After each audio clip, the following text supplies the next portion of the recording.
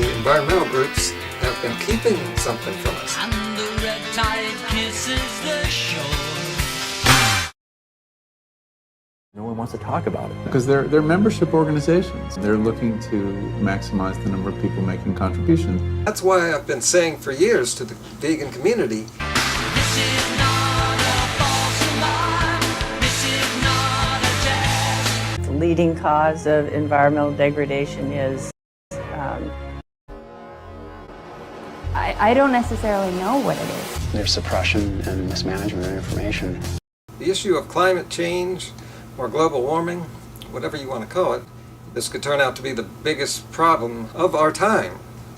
And it really hasn't been taken care of yet, because it's we, the people, that need to step up and take responsibility, because business and industry, which are really the cause of the problem, they're not going to offer the solution. The responsibility really lies in our hands.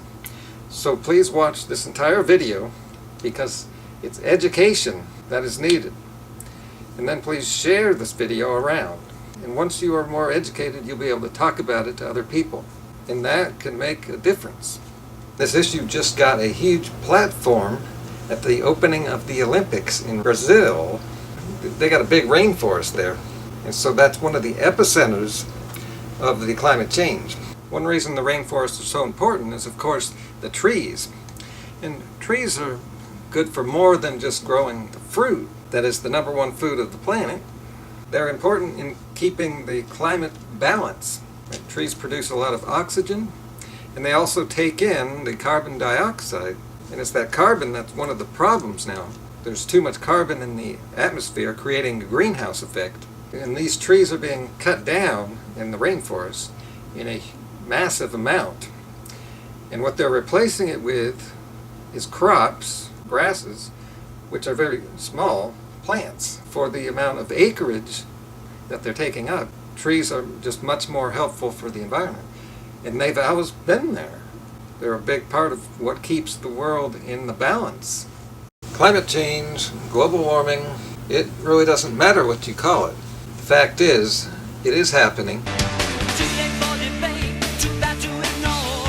Rain the sea, change to the factory floor as the red tide covers the shore. Humans can do something about it. And they have been doing something about it. These early 90s and 80s and 70s, all around the LA area for hundreds of miles. Gray, polluted sky. Of course, that's different kind of pollution, but it's very similar. We were able to improve upon that greatly. And now you can see mountains in the distance that you could not see at all before.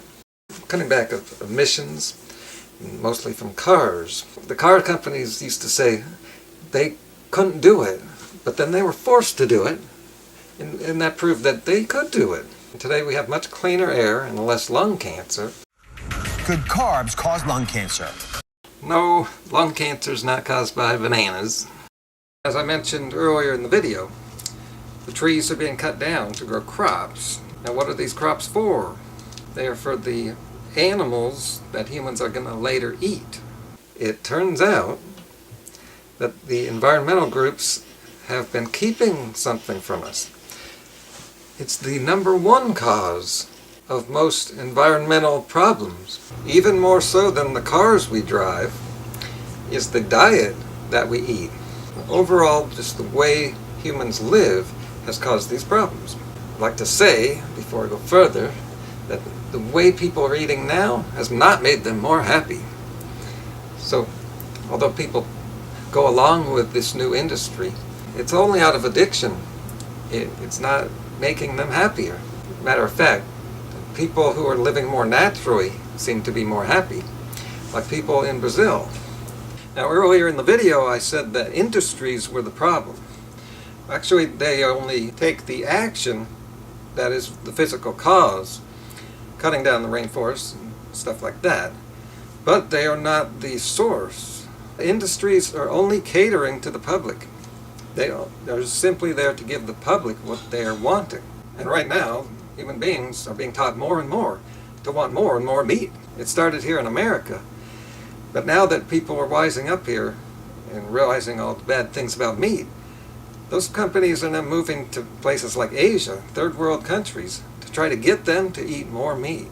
We all have to start wanting to eat a better diet, one that is better for the environment, better for the animals, and actually better for us, all at the same time. Win, win, win. Winfinity. The reason environmental groups don't tell you this is because they know people don't want to hear this. Because people resist changing their diets. It's the same reason why you won't hear it on the Olympics. But you might be saying, well, humans have been living like this for a long time, and things have been fine. Well, not fine, but we've been able to survive. And sure, we can coexist, both our modern lifestyles and nature, as we have been for a long time. But something happened in the mid-1900s, and it was a shift in the way people eat. Small family farms turned into factory farms, and they were able to mass-produce meat much cheaper. Therefore, they were able to get the public to eat a lot more of it. And the production of meat takes a much greater toll on the environment. It uses much more water, which has to be pumped in using oil. The meat industry uses more oil than cars do. They have to feed these animals for a long time. It basically takes 10 pounds of plant foods to create 1 pound of muscle. And to grow all these crops, what do? That's the main reason the rainforests are being torn down. This is why I mentioned that people are not happier today. They're more miserable. Meat hasn't made people happier. So what are the things we should be doing? Sure, we should still be putting pressure on the governments to do things like what they did a few weeks back in that summit. They got a whole bunch of countries to agree on making some modifications. And I can guarantee you, none of them had to do with diet or factory farms. Those factory farms own our government. You're going up against people that have massive legal resources, and you have nothing. The way you can fight a rich, evil, powerful industry like the meat industry is by using the only thing you've got. Your choice as to what you eat. What we need to be doing is going more vegan and then teaching it. Spreading the word vegan and teaching about all the good benefits to it. And people's resistance isn't the only reason why veganism isn't taken off. There's another force that's working against you.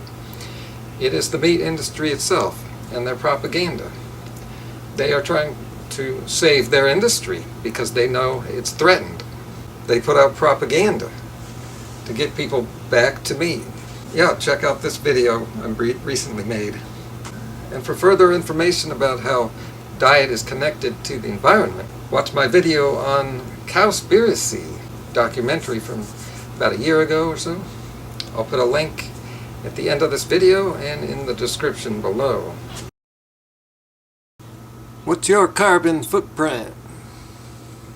Tips for an eco-friendly meal.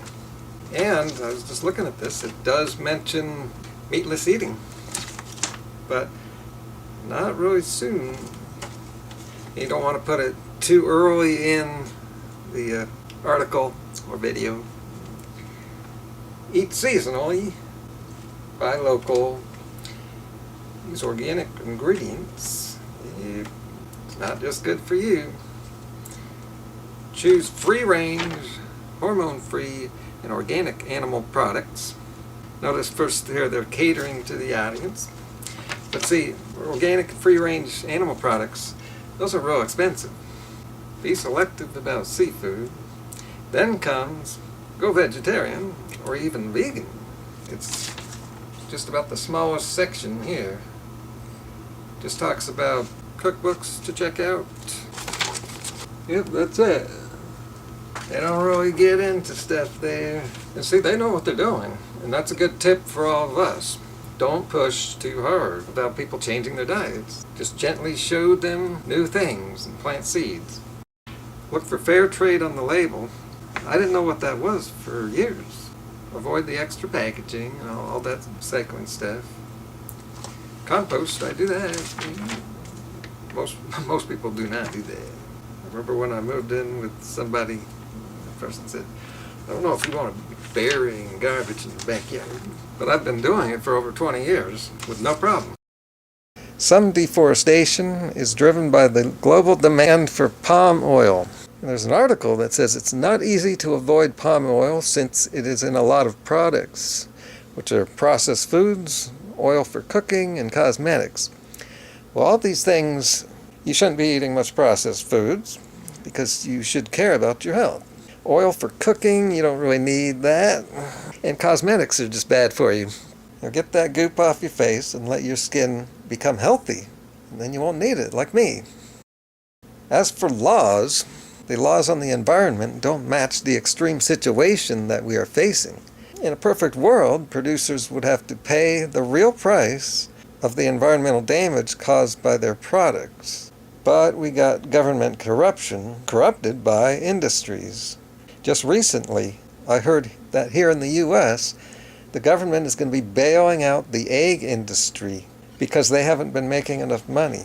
Now, I'd like to say that it's because people are not eating as many eggs, and that we should let capitalism take its course here, and the egg industry should then just become smaller and maybe start producing foods that people are eating now, like veggie burgers, and then the price could go down on veggie burgers, especially if the government gives them subsidies like they do with the dairy industry, meat industry, sugar industry, potatoes.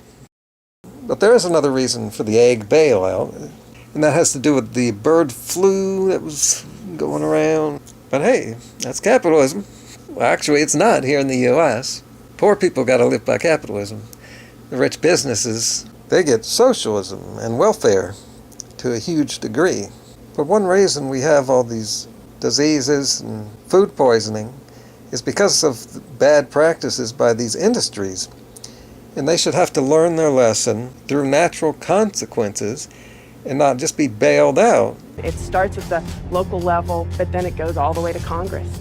And that's why I've been saying for years to the vegan community that you got to get involved in politics. It's not just for some people.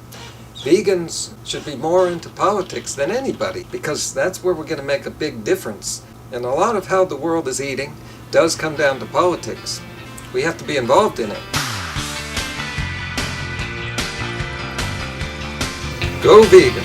Teach veganism. Find the potential for this planet and the potential of yourself at the same time.